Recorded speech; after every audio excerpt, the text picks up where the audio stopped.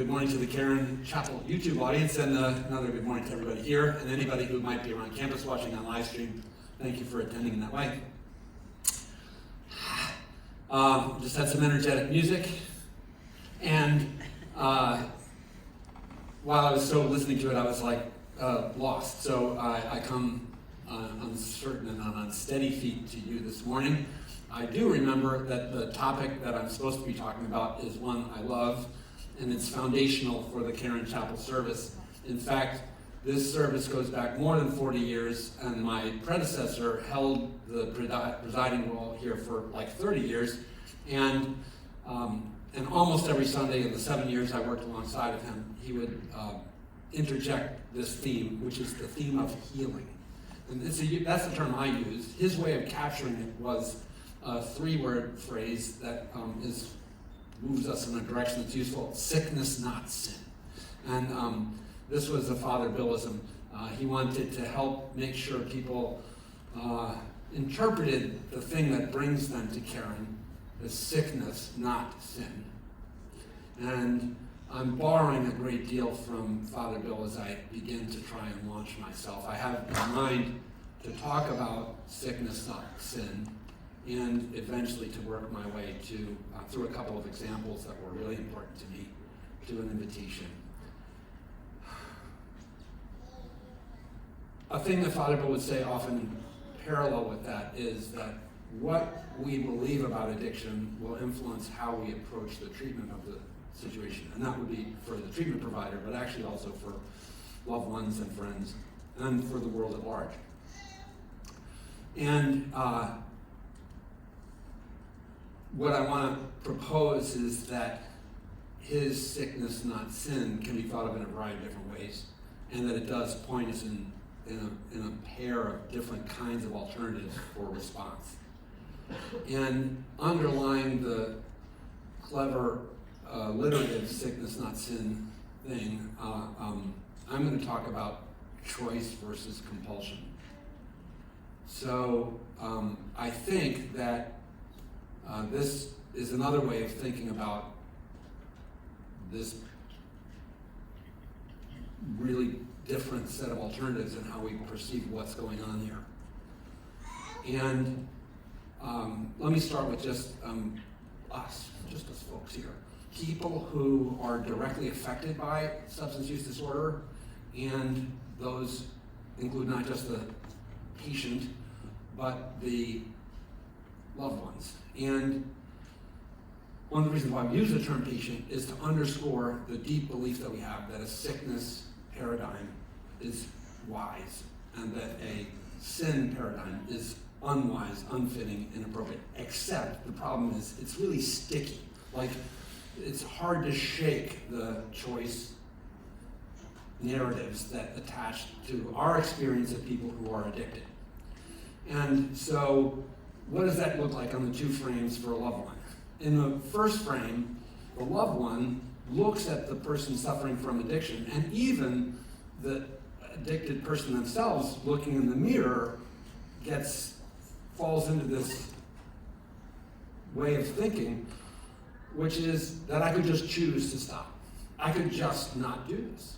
And you could just not do this. I'm going to pick on our recent musician. You could just stop, dude. And then we're like, why don't you just stop? You know, like it's really baffling. And I happen to know his family members are here, so I'm sure they've woken up on different mornings and thought, why doesn't he just stop? And it's like, it's Christmas, for God's sake. And it's in his case, the poor guy's dad is a pastor, so like, you're making us look bad, kid. And that might be too much private information, but I didn't say his name. So and I love you so much, Dale. Dale is my pastor, and so I did say his name. So there you go. You're out.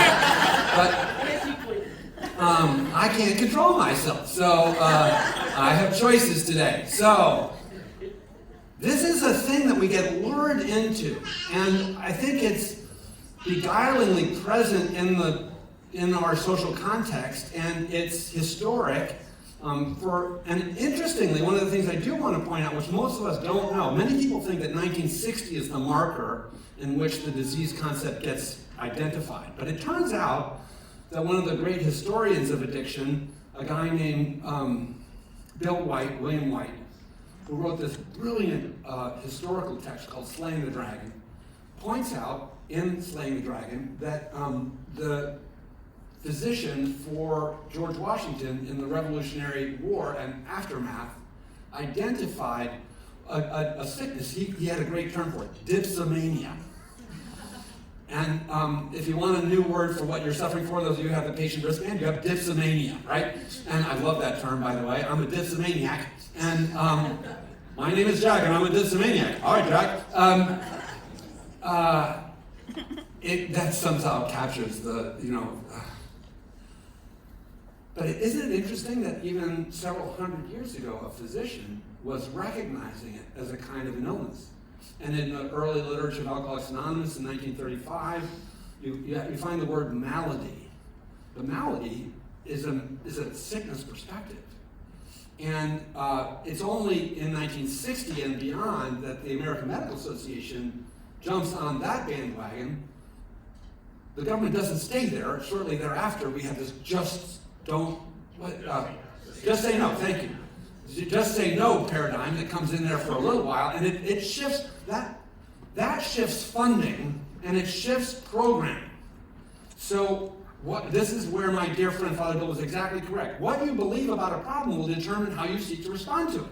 And if you think this is bad choice making, you will tell people just stop making bad choices. And behind that, it's this little like, you knucklehead kind of tone to it, because it's pejorative and this phenomenon is painful no matter how you're going to get around it. But I think what partly undergirds the continuing persistence of this shame and blame narrative is the hurt. So hurt people want to point blame when they feel that. And so if I'm driving a car and it careens off the road, and I drive into your front yard and I mess up your beautiful garden or whatever, you're going to be mad at me, and you're going to presume all kinds of things immediately, like were you drunk or whatever, or are you just an idiot or whatever. And this is what's happening, is that I believe those of us who suffer from addiction are the people who mess up your front yard, and that the invitation is to start pointing fingers at us right away. But I'm not sure that's all that's going on, or that it's the most helpful. A second similar way of thinking that goes right along with that is the way that institutions and our government writ large view somebody. We just mentioned the just say no, but it goes beyond that. What happens if you're an entity rather than an individual or a family? And families are entities, so these are not entirely rigid lines, but churches do this, governments do this, workplaces do this, and sports teams probably do this, is if you think that addiction is a choice, then you punish the choice maker. So incarceration, mandatory minimums. The statistics for how many of the millions of people that the United States has in incarceration, largely now a whole private industry, that are correlated with use disorder is disappointingly staggering. It's like 70-ish% is the usual number that I hear people say. That if you just pick somebody who's behind bars, 7 out of 10 of them, you can directly correlate their incarceration, either to the getting or finding or using or ways and means to get more. It's so they steal to get their drugs, or they're intoxicated and they do careen in their front yard, or all those things. There's all these different ways you get arrested, but it's the social punishment that I want to point to as a consequence of the buying in by the entity that this is choice. And then let me make one more jump, and then I'm going to spin these three populations towards the other alternative. So I'd love to tell you that I think religious institutions do a better job of this than families or government. But I think this is so pervasive that what happens is that if a wisdom tradition's entities, like the church or synagogue or mosque, adopts this very seductive paradigm that the person who is addicted is making bad choices, then the way that plays in the religious framework is that essentially, especially in a Western frame, you say this is disobedience. It's what in Islam, Judaism, and Christianity we call sin. This is not because the Eastern traditions are without a similar construct, but it comes across a little differently in Hinduism and Buddhism. But in this Western paradigm, the sin thing is tricky. And no one of those Abrahamic faiths has either perfected it or transcended it. And I can't tell you how many times I have patients who end up in my care who bear this notion that why they're here is for sin. That's what this is about, is moral failing and the injury of it is injurious to relationships, so it depends on how you define sin, but in the Catholic tradition, one of the requirements is an ability to not do it. So if you buy what I'm saying, which is that it's compulsion, then it's not sin, even if it's hurtful. So, and I don't want to get too lost in this moral morass, but because moral and ethics are a fascinating subject, but quickly entangled. So, the religious response in the Western frame to sin is repentance. And each of those traditions, Judaism, Christianity, and Islam, have words for repentance. And basically that means turn.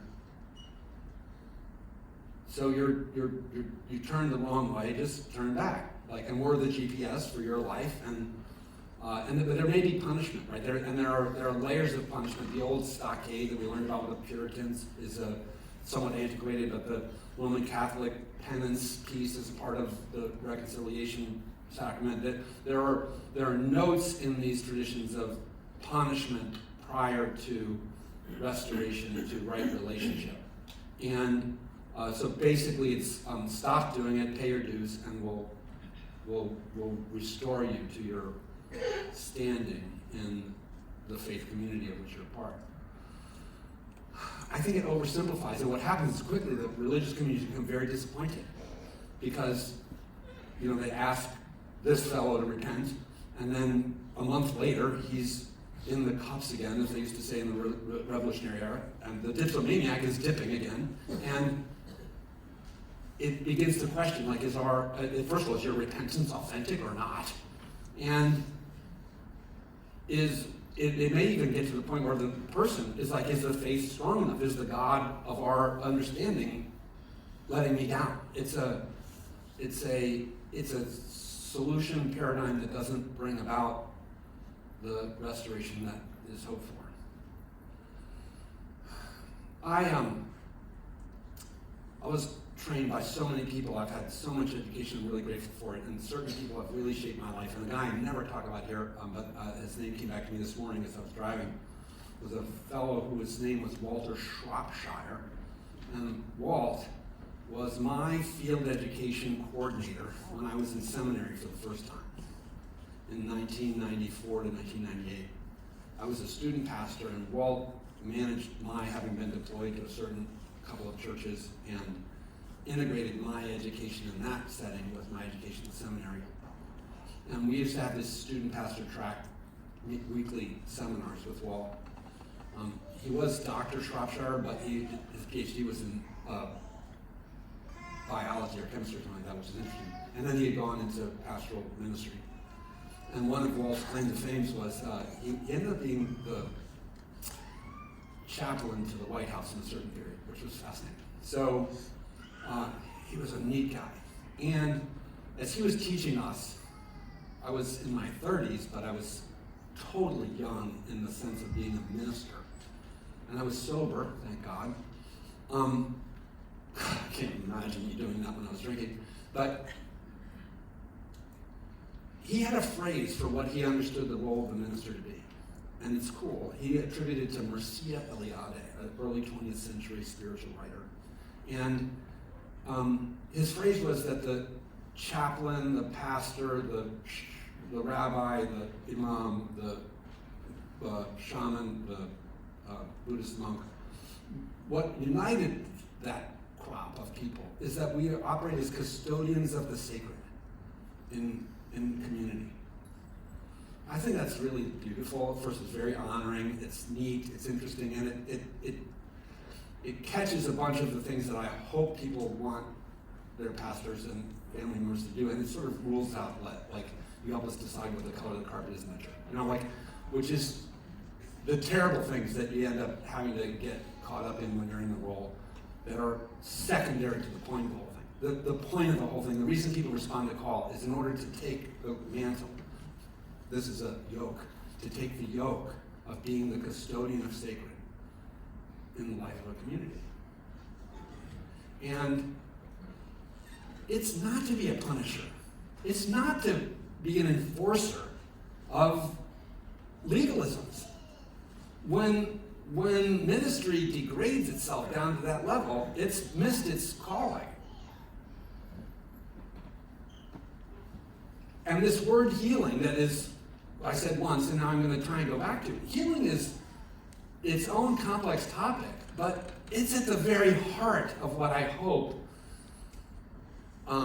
is my calling, and it's at the very heart of what I hope everyone who wears the name badge that's underneath my vestment here, which is a Caron employee name badge, I believe that we are healers here, that this is what we're about, and I believe that you come to us for healing, and not for the stockade. And sadly, I think there are patients who call this like, when do you get released, and which is the prison paradigm. And it's pretty hard to escape, but it's a mistaken notion. I just heard a really interesting conversation in the beginning of coming in here about whether even the coin outs were too final and didn't feel like they were commencements, but were in fact like sort of putting a period on the end of the experience when it should be a comma. And whoever was saying that I was like, yay, right? That this is the right insight. So, yay!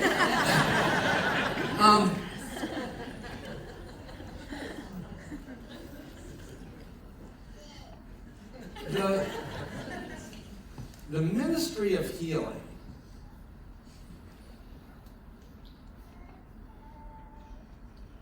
for the individual who is trapped in addiction is the return of the capacity of choice in an area in which they have not been able to make choices. So for this poor fellow I've made such a scapegoat of, it would be for him to be able to navigate in the future without having the ball and chain of the substances which have earned him the patient designation. I'm reminded of beautiful stories in the Christian, get up and walk, right? Of the paralytic who can get up and walk. And then the tagline that Jesus adds on, there's go and sin no more. It's like, weirdly, this is all fuzzy, but it's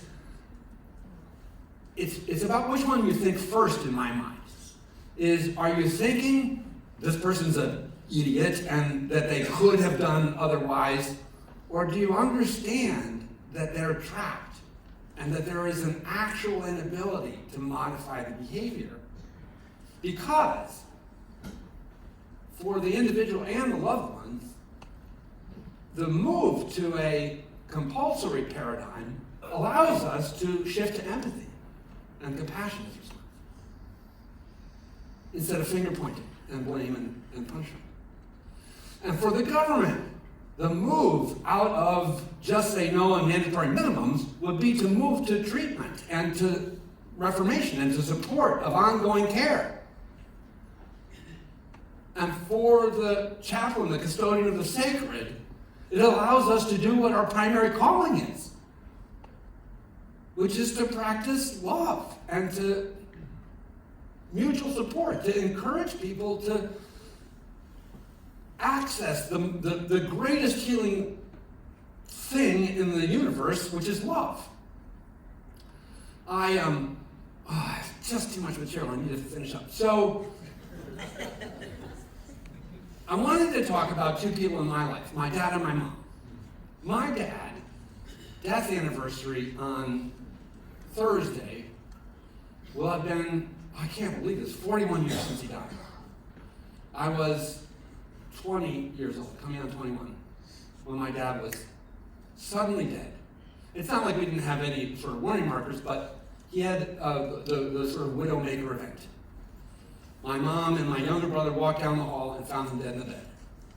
Which at one level, there's mercy in having not had long illness, but there was a violence, a brutality to the ripping of him outside of the fabric of our lives, especially because he had just retired early. And he had all this that he was looking forward to, and my mom had all this, like she had suffered and held the family alive, and all of a sudden this was going to be their horizon of a different future. And my dad did tell me one day that he thought he was alcoholic. It's like a signature moment I remember in my relationship with him, because he never sought treatment. So that's one of I have a bunch of laments about my relationship with my dad, including that he left us so early. I don't mean that in the damn dad, like, I don't mean to fault him for it. I think he was captive in this way I'm talking about. But it hurt us to have him gone. And there was really no healing of the time what I'm talking about. I'm trying to distinguish healing from cure, in that, like, notion that, like, I want to be cured of COVID, or I want to be cured of the common cold or whatever, and I can be, at least in one, and I don't want to get lost in that either. So my mom, this August, will have been 19 years since she died. I find it bizarre to confess that I was, how old, 36 when my mom died? No, not quite, 30, let me do nothing, 33. I was 33 when my mom died and 20 when my dad died. And I felt orphaned. How does a 33-year-old feel orphaned? But when my mom was gone, I lost that generation. I felt orphaned. I missed them both. I don't often talk about either of them, which makes me sad. I had this compulsion to visit the cemetery this weekend. I didn't do that. Maybe I'll do that next weekend. But my mom's death came on the heels of an almost 2-year period of sobriety. And I don't have really the time to get into the whole horrid history of the pre-sobriety journey, but it was rough. And especially after my dad died. She just basically drank continuously for something like 8 years. And then after the second intervention, you all know what that could be like. And the second treatment, she started going to meetings, getting a sponsor, working the steps. I remember, I have great mom stories about this. What I saw was a miracle of healing in me and her and our family that was made possible by this brief interval of her abstinence, even though it didn't cure the cancer that was comorbid with her. Shortly after she was beginning her sobriety, she was diagnosed with lung cancer. So addiction still, sadly, took her life too quickly. But what I want to say is, like, this is a real thing, is that people who die can die healed in a way that may seem bizarre to some of you, but I have watched it happen. And I can tell you that my mom joins that special club of people who get the questions asked and answered that were left unasked and unanswered with my dad, that get the chance to do whatever is possible in the way of restorative, sort of, even if they're gestures, but they're beautiful things, and nonetheless, it's like, hey, how do you make up for years and years of drinking, in loving relationships? You can't pay that time back, and you can't undo the harm. But by all of a sudden showing up, there's an incredible healing effect. So,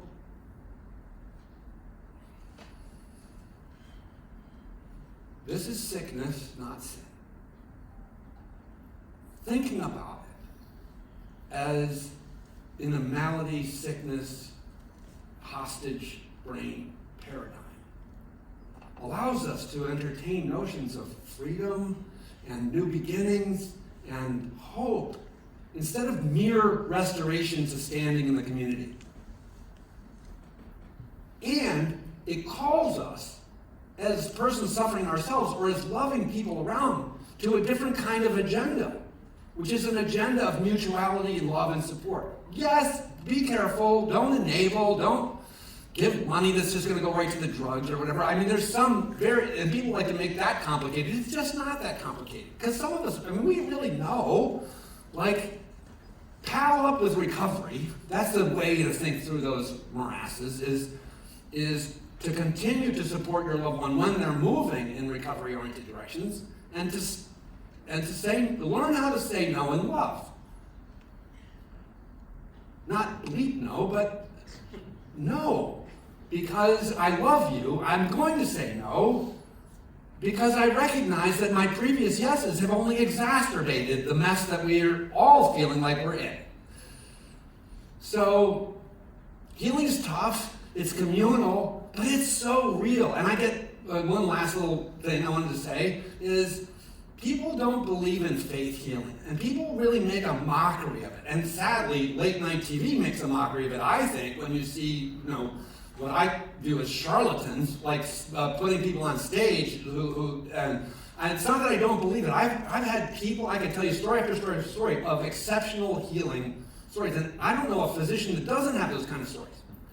Sometimes people get well weirdly, and sort of in spite of and against the odds. And I will tell you, it's almost invariable. There was a guy named Bernie Siegel who looked into this years ago, a really interesting fellow who was a physician who looked with exceptional cancer patients, was his thing.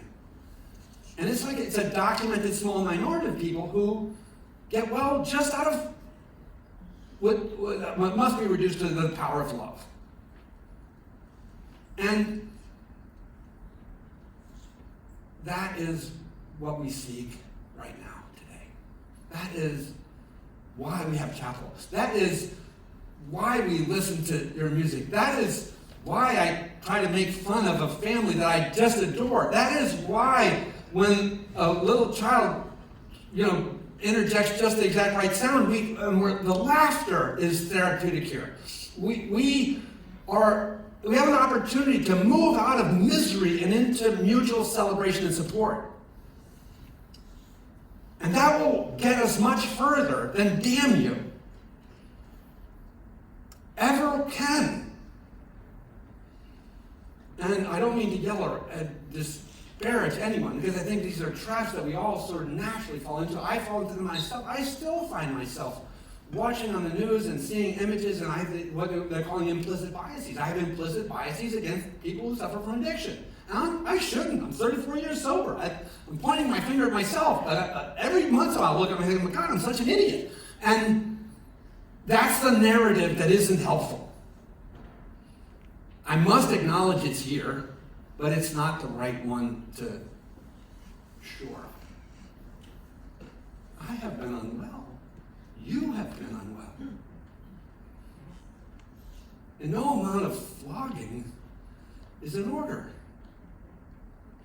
It is time for us to be as gentle with each other as we can without coddling the addictive process, but find the right moments in which to begin to come alongside one another and support each other in love. Thank you so much.